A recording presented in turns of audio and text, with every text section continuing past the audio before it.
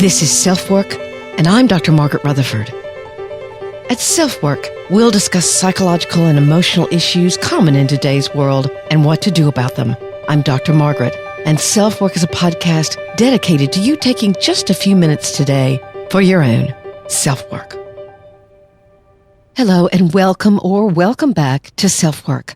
I'm Dr. Margaret Rutherford, a clinical psychologist out of Fayetteville, Arkansas, and the team and I are on a little vacation until November the 13th, when we'll bring you again an original SelfWork podcast. But I went through the first 100 podcasts and picked either ones that were some of my own personal favorites or ones that are really very how-to. And we'll actually bring you 2 of them a week, always with the idea of reaching out to those of you who are already comfortable with psychological and emotional issues. Perhaps you're in therapy, to those of you who've just been diagnosed with something and you're looking for answers, or for those of you who wouldn't darken the door of a therapist's office, but you might just be curious enough to listen to a podcast like SelfWork. So here's the rundown. The first will be Tina Turner Takes a Seat, and that's all about me, actually. I'm Tina Turner. Although that's a little bit hard to believe. But it's all about handling aging gracefully. The next is how to learn from a mistake. And there's some very basic tips I give you there. Then another how-to the day before Halloween. 3 very practical exercises to increase your self-esteem. If you've been listening to SelfWork for a while, you know I'm all about what you can do about it. And so this gets very specific. On the anniversary of Perfectly Hidden Depression coming out, I pulled a podcast about answering your questions about Perfectly Hidden Depression, and they were great questions. I can't believe the book's been out a year. The next is the day of the election, and I decided to republish an episode called Kindness Matters. I'm remembering someone in this episode who was very kind to me during a particularly chaotic part of my life. The next is another how-to become an emotional grown-up. And many of you have told me that this particular episode really applied to you in your life. And then the last is right before we come back on, all about the victim-savior relationship. A lot of you wanted to know more about that when I recorded the Trauma Bond podcast just a few weeks ago, so I decided to pull it back up for you. So I hope you enjoy listening to these podcasts. Again, we'll be back with fresh shows on November the 13th, but we're having a little bit of rest and vacay, as they say. But before I sign off, I would like you to hear this offer from BetterHelp, a sponsor of the SelfWork podcast and who I'm delighted to have on board. They've got a special offer for you. When I was approached by BetterHelp now several months ago, COVID hadn't emerged, and I'd maybe conducted a handful of telehealth sessions, mostly when someone was sick and couldn't make it into the office. Now, 5 months later, I'm even more of a believer in telehealth. It took some getting used to, but actually, clients sometimes seem more relaxed. It fits better into their schedule. And although many have told me they miss seeing me in person, it's still been a very fulfilling relationship. I've even started new patients, and they've told me they had positive experiences, so we've never actually met in person. BetterHelp is rated the #1 online therapy service that's available to you wherever you live. Confidential and highly personalized, it's much less expensive than normal talk therapy. You can text, have video chats, or just talk on the phone. You outline what you're looking for, and BetterHelp suggests several therapist options for you. If you don't seem to find a way to connect with one, they'll ask you more about what you're looking for and then suggest others. I, of course, tried it out before I was going to recommend it to you, and the 2 therapists I had sessions with listened well and made great suggestions for me, and ones that actually I might make myself. I talked about my own panic disorder and a very scary situation I'd been through, and they were caring and thoughtful. And I was amazed at how easy it was to get in touch with them to make time changes, for example. Although BetterHelp can't be there in emergencies, nor could any online provider, they have all kinds of information about what you can do in that special circumstance. And today, BetterHelp has a great savings offer for you. If you use the link trybetterhelp.com/selfwork, again, that's trybetterhelp, HELP.com/selfwork. You can enjoy a 10% discount on your first month of sessions. After 5 months of seeing how people relate to telehealth, I'd highly recommend it. If SelfWork has helped you, maybe BetterHelp can give you an even more personal experience with therapy.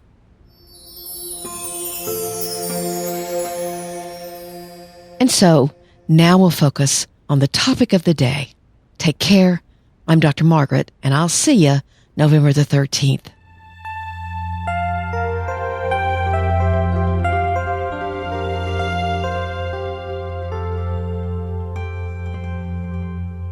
Not only do some people fear aging, a lot of people are terrified of aging.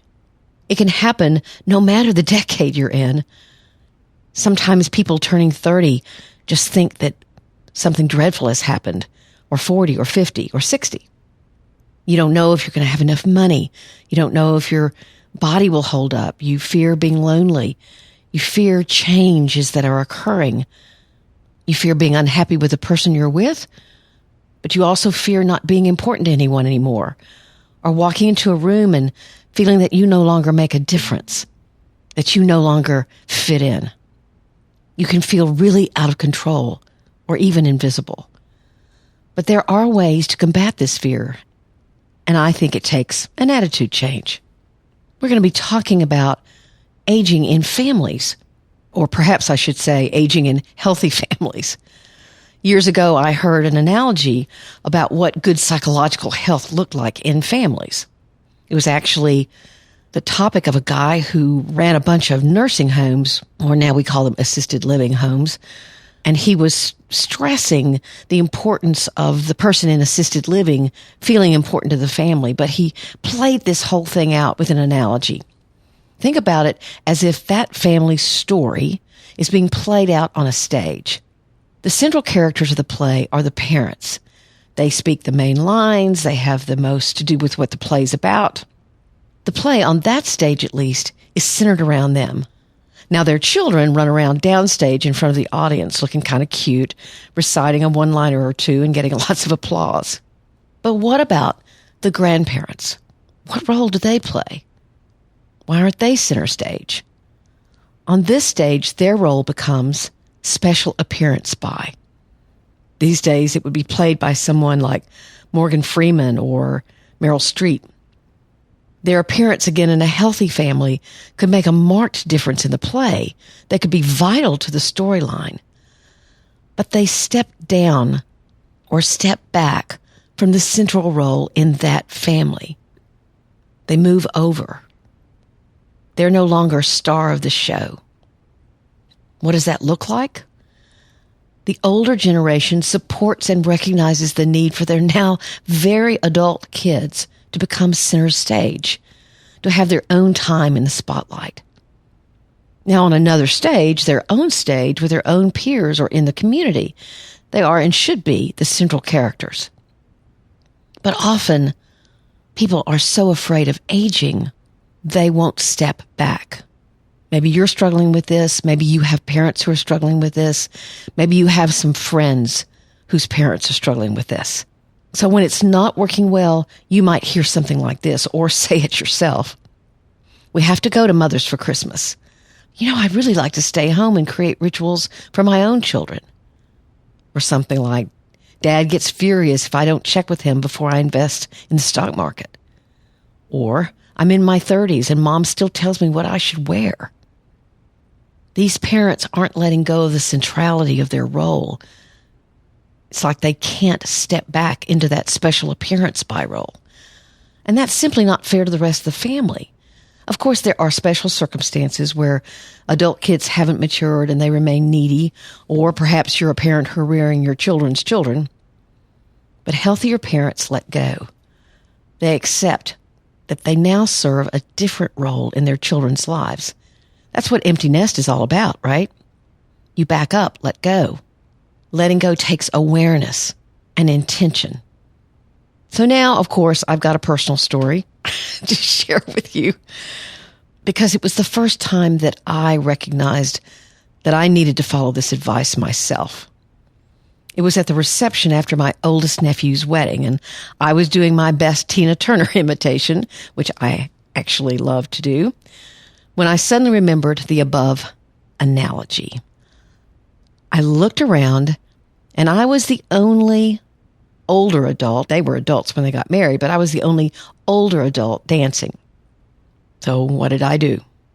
I sat down, a little damp, and watched the bride and groom and their wedding party frolic their way through more of the evening. In fact, they did some sort of special dance. It was all choreographed. It was really cool. That happens at a lot of weddings now. At that moment, I must admit, I felt a little lost, like somehow I was now on the edge of life looking on, while others, quote unquote, lived. It felt odd, like a new toothbrush before you get used to using it. And I wondered if I looked old, sitting on the sidelines. But what I figured out now, and it didn't take me long, thank goodness then, but you figure out is the gift you do bring. What is special about your appearance in the play? Since that wedding, this awareness has become more important to me to have because my own child has graduated from college and moved to California. My nephew's families grow and weave in and out of my own life. So all of it takes an attitude change really for all of us. I'm not in charge, but I can also give the gift of my interest, my awareness, and my experience, if asked. Some of that obviously takes belief in your own worth. But I promise you, you're not going to achieve a greater sense of worth if the only reason your family is coming to your house for the holidays is because you make them. That's not going to make anyone happy. And if you're a younger person listening to this, dealing with this in a family is very important.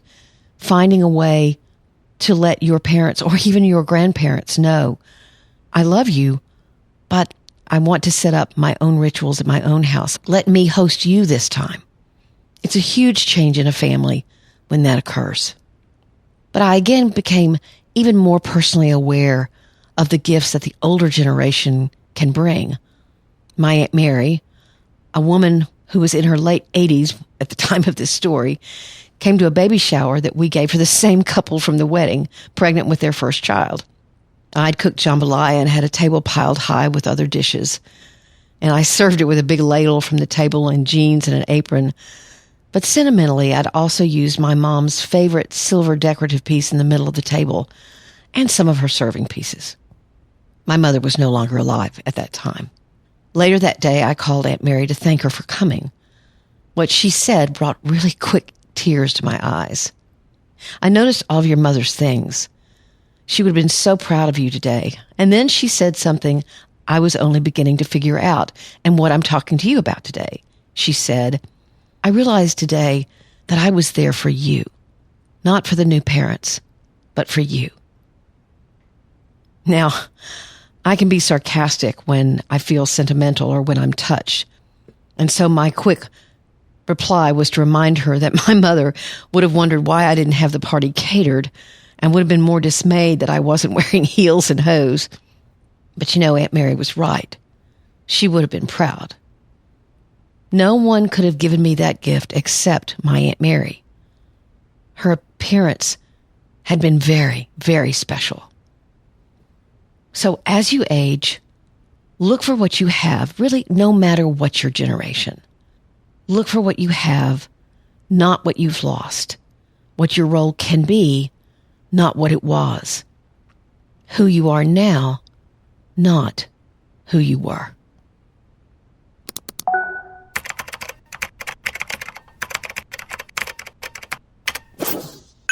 Our email from a listener today is someone who has been dating a man for quite a while, but has not yet met his children.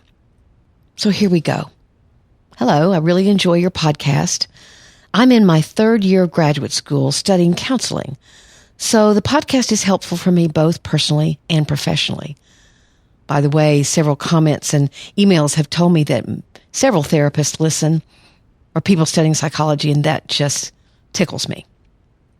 So back to her email. I'm writing to see if you have any guidance or resources related to meeting the children of a widower. I met my boyfriend about 11 months ago. We connected instantly and have been enjoying each other since. It's really wonderful. I'm 36 and have been divorced for about 4 years. My boyfriend, who is a bit older than me, his late wife had cancer for 7 years, and he's told me that he experienced a lot of anticipatory grief. We met only a month and a half after she died. The 1-year anniversary of her death was last weekend. He has 2 children, both of whom were adopted. They are 13 and 10. Though I've not met them, I feel like I know them because I hear so much about them. I really care about them, even though I haven't met them. He's told me that he wants me to meet them, but he doesn't know how to introduce them to me or the idea of me. He's really trying hard to do what is best, and I certainly respect that. I do feel a bit of shame when people ask if I've met them, and I have to answer no. I project onto others that they take that to mean that we aren't very serious. I know that he does want me to meet them. He's just trying to do what's best for them and protect them from any more pain or confusion. I don't have any children. I'm pretty obsessed with my cats. I always thought I would be a mom. My ex-husband and I were married for quite a bit. At this point, I'm not sure that I want to have biological children, but I'm also confused about this. I'm very open to being a mother figure or whatever that might look like to these children. Do you have any recommendations for meeting the kids? Thank you so much. I thought this was a very interesting email and probably one that a lot of you can relate to. So here's my answer. Hello. First of all, you and your boyfriend are doing a lot of things right in my book. Waiting and giving the children time to experience their own grief has been important, and an introduction to you might have been really hard on them. I can hear that's been hard for the 2 of you, but I think you'll be glad in the long run. They probably didn't understand what was happening to their mom, so their loss was very raw and fresh, even though your boyfriend tended to anticipate her death. You're doing what you can to set things up for success. I've worked with several people who are in a similar situation, not all widows or widowers, but meeting soon after a marriage has ended. What has happened in those cases is that gradually you're introduced into the family as dad's friend or mom's friend. My advice would be to allow them to form their own relationship with you. They've already had to cope with being adopted or the loss of the biological parent, now the loss of their mom. I take plenty of time for this to occur. There's nothing to be ashamed of at all. As far as having your own biological children, that's obviously an important choice. I'm sure you've talked with your boyfriend about it, and you don't say why his children were adopted. Perhaps he can't have any, but that's a whole nother topic, and one that could add stress to your relationship with his children and certainly between the 2 of you. For example, you needing them to love you. So I'd highly recommend that you and your boyfriend talk that issue out. You want to make sure that 10 years from now, you don't regret that choice, or at least as best as you can predict that. I don't know any books, but I'm sure they're out there somewhere. So good luck to you, and I hope that's helpful. Again, letting children take the time they need to get used to a death or a divorce is so important.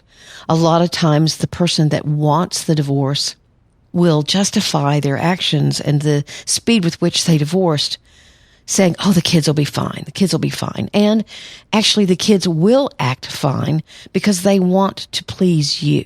They want to please their parent. So it's so important to wait and to give them time to adjust, so that they can welcome your new partner in their own hearts before they learn someone has become an important part of their life suddenly without them making a choice. I hope that's helpful to all of you.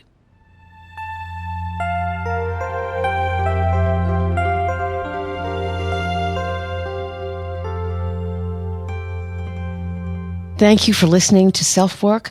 I want to invite you to a new Facebook group that I have. I have about 325 members now, somewhere around in there.